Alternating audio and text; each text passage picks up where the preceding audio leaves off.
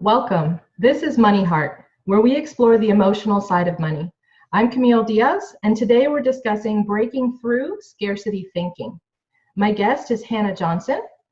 She's the executive director and founder of the nonprofit Rerun Medical Equipment. She's regional vice president of Bold Networking, founder of Bold Moms, and an independent insurance agent. Hannah, welcome to MoneyHeart. Hi, thank you for having me. Absolutely. That's a lot of stuff you do there. Do you get sleep? Yeah, sometimes. Sometimes. Okay. So we're talking about breaking through scarcity thinking. Where did you start out in your money thinking? What influenced you early on? Well, as most people, my family, of course, influenced me early on. My parents, of course, right? You always ask mom and dad, hey, can we get this? Can we get that?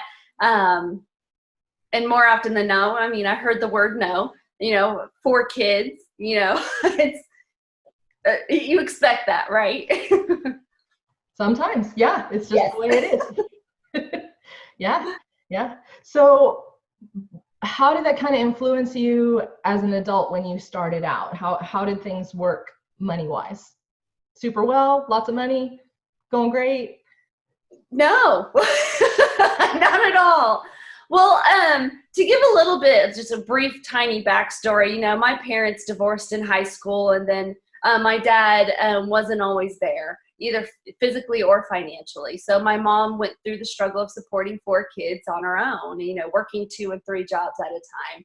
So there was, that was just getting the bare minimum. And so even when they were together, the mindset of, it just seemed like we were always broke.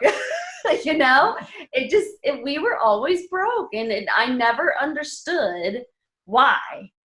Like, okay, if we need more money, let's go make more money, simple thinking. And that's kind of, and I don't know about your parents, but most people's parents in that generation, they were taught not to talk about money, right? That's not something you really talk to with your kids about. Right, yeah, no discussion.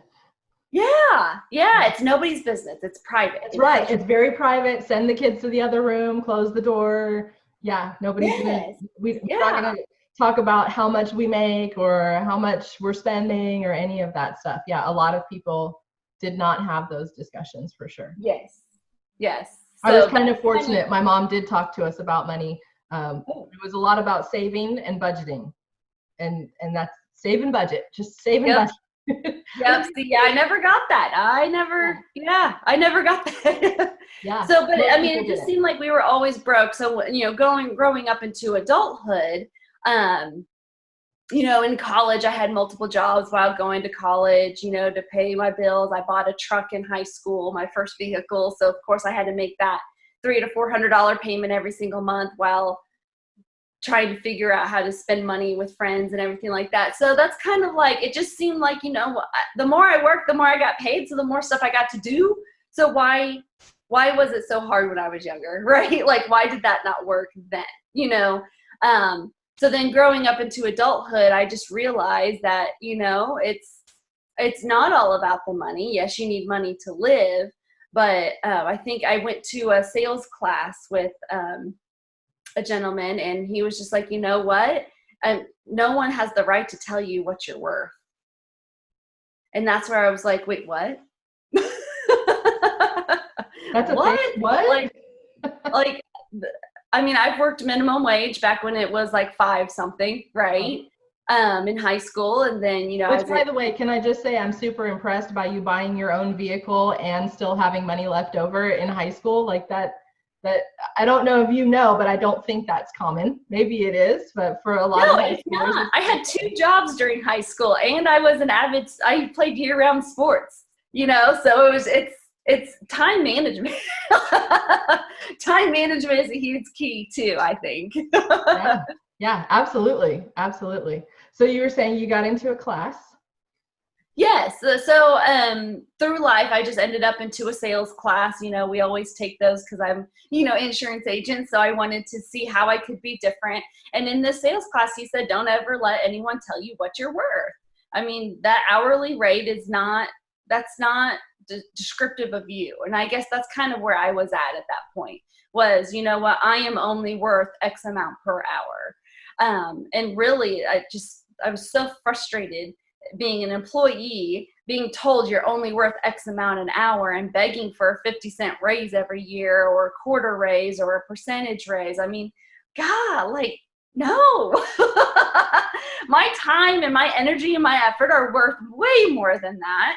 And I don't think you have the right to tell me what I'm worth. There you go. Yeah. I love that concept. Wait. Yes. Other people don't tell me what I'm worth. I get to decide. Yeah. Exactly. And if you're not going to pay me what I'm worth, then you don't get my services. You don't get me. Right. Bye.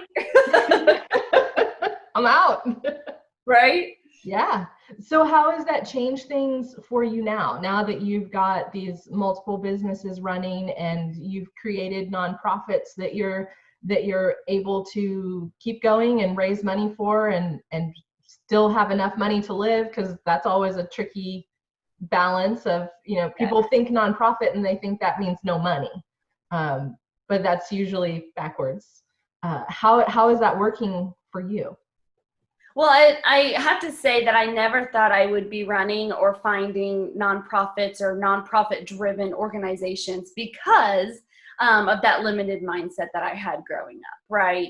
I mean, if I can't even support myself or I'm constantly checking my bank account hoping that those last $2 last, until next payday, which I've been there and it sucks. And it wasn't happy. It wasn't fun. There's got to be more to life than that.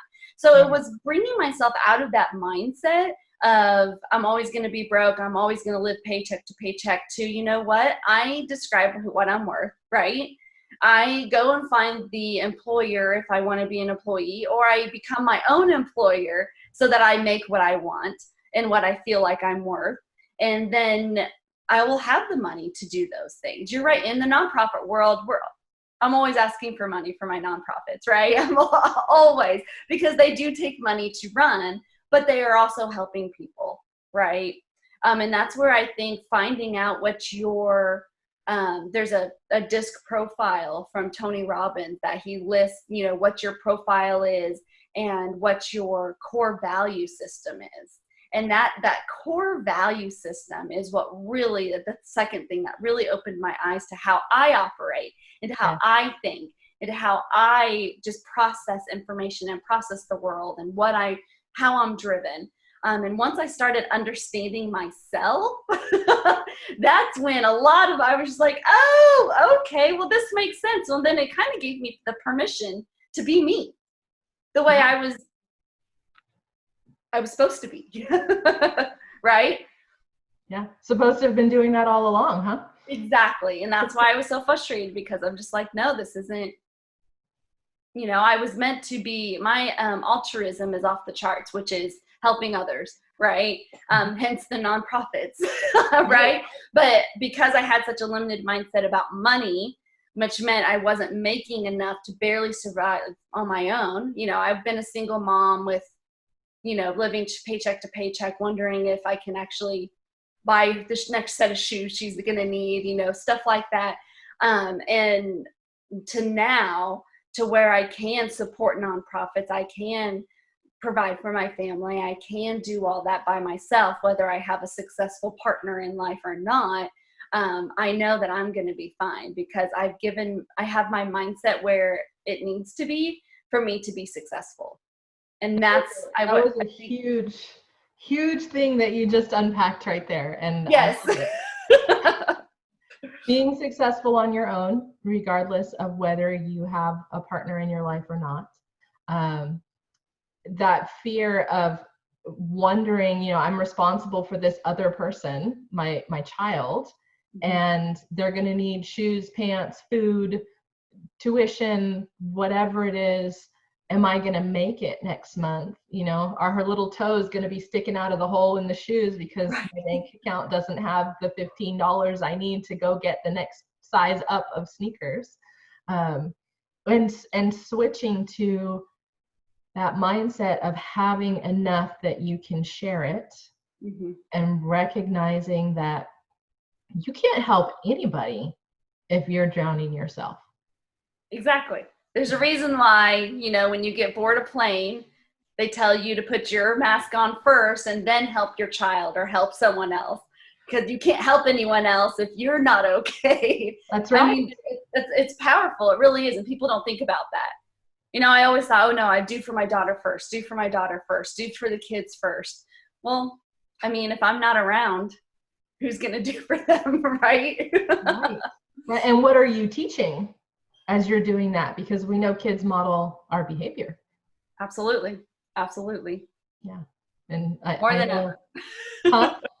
More than ever. More than more we than ever. Yeah, because we see it. We're like, oh, that was me. Yep. Where did you learn that? Oh yeah, that was my fault.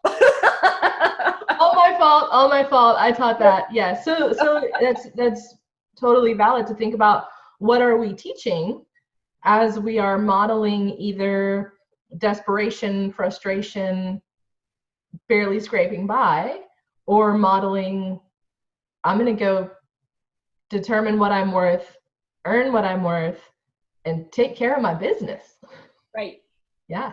Exactly. And that's why I have the kids so involved in our business. We do talk money in front of them. We're not afraid of that because these are real life situations. So they need to know, you know, these are conversations you can expect to have with either yourself or with a significant other down the road. Like this is okay to talk about. Because, you know, most relationships end in money, whether they're friendships or partnerships or whatnot. And that's, you know, putting your mind in that mindset to where you're building yourselves to be successful, not only as an individual, but as a partnership, as a family, as a business, is crucial to the success of all of those individually. And if you don't have that mindset where it needs to be, it doesn't matter what you do, how hard you work, it's always going to fail because the mindset's not there, right? Yes, that concept of you have to become a millionaire before you can have the $1 million. You have to have that mindset and that attitude first. Right. Or if you spontaneously gain it, it will go away. Right. Because you weren't ready. Yeah, exactly. Yeah. Or things might going great now, but if you don't change that mindset, you're just going to make it plummet. It's happened in businesses over and over and over and over. So yeah, it can happen. It can happen. It's all about how you're thinking about it. This was wonderful. Thank you. Thank you so much for sharing with us. I really appreciate it, and I love your insights. Perfect. Happy to help. Yeah. Oh, if you would like to contact Hannah or find out more about her nonprofit organizations and her business organizations, you can look at her websites. One of them is rerunmed.org. That's RERUNMED.org.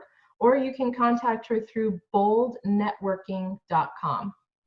Thank you as well to our listeners and viewers. I'm your host, Camille Diaz.